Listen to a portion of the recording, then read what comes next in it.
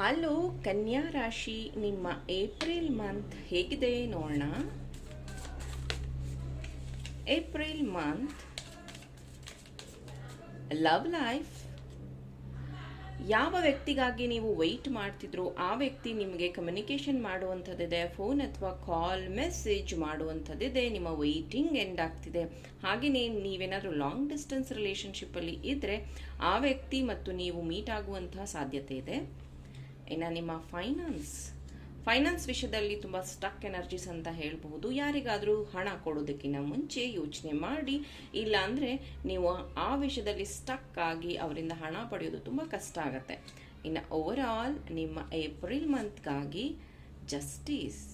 Okay, ಯಾವ ವಿಷಯನ ನೀವು ಇಷ್ಟು ದಿನದ ವೆಯ್ಟ್ ಮಾಡಿ ನಿರ್ಧಾರಗಳನ್ನು ತಗೋತಾ ಇದ್ದೀರೋ ಬಿ ಕೇರ್ಫುಲ್ ಅಂತ ಅಂತೀನಿ.